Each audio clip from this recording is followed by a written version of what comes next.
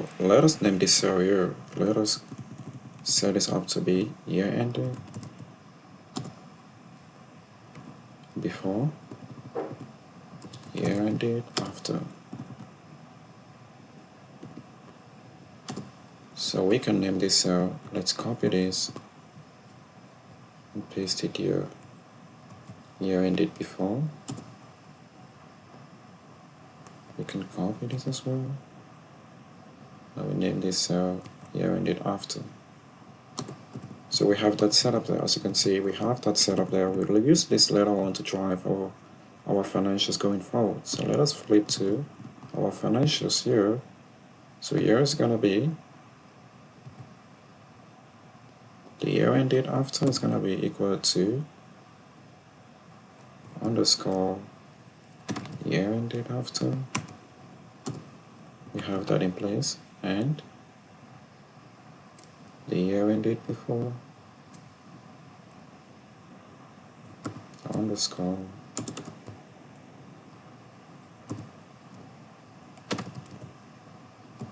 grab the year ended before. So we have the end of December 2020 and the year thereafter. We have that in place there. So what we want to do next is this is going to be equal to date, where we grab the year, we take this year, we add 1 year to it, the month is going to come from this year, and the day is going to come from that year. It gives us 31st of December the following year. We can take this to the end of our projected period, fill that right, and then we can go backwards by copying this formula and pasting it here. It gives us that. So we can edit it by referring to G instead of E.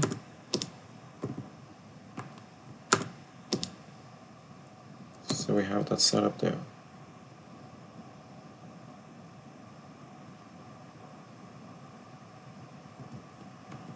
So let us refer to G instead of A. Then we subtract 1 because we're going backwards. We can copy this and paste it for the rest of the historic period. Then to account for the beginning of period, it's going to be equal to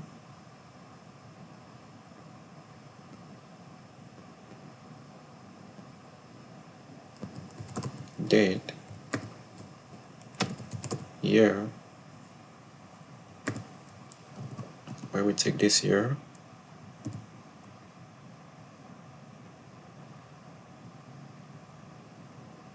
(2016), we subtract 1 year from it. It means we're going backwards. We take the month of that same year, we take that day of that same year, and then we add 1. Since going back 1 year is going to give us the 31st of December 2015, and if we add 1 day to that year, it's going to give us the 31st. It's going to give us the 1st of January 2016. So we have that in place there. So that's the beginning of period. We can take this formula and fill it right to the end of our focus. As you can see, we have that in place there. We can now bring in the years here.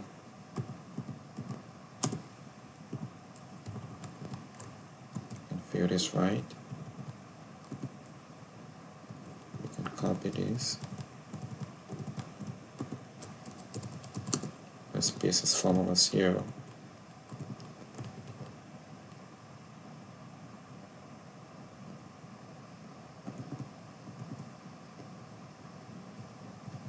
Going forward for the estimate, so we have that in place there. Now we can account for the days in those periods. It's going to be equal to the difference between this day and the day prior to it. So wherever after 4 years, we're going to have a leap year. So as you can see, every after 4 years, we have 360 days, 66 days counting. So having this setup, we could copy all of this. Let us go to our scenario section and let us paste it here.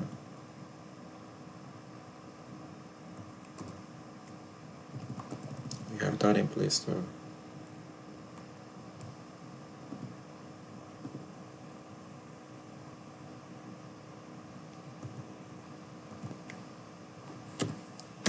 We could also grab the years in here.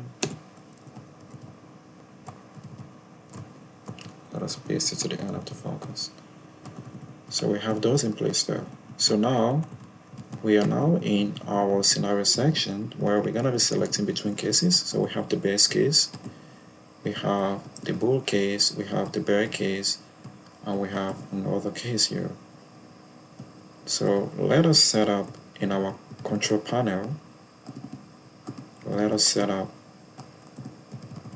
our revenue assumptions focus. So here we believe that it's going to be 20%, the very base case, and then 25% in the bull and the bear case.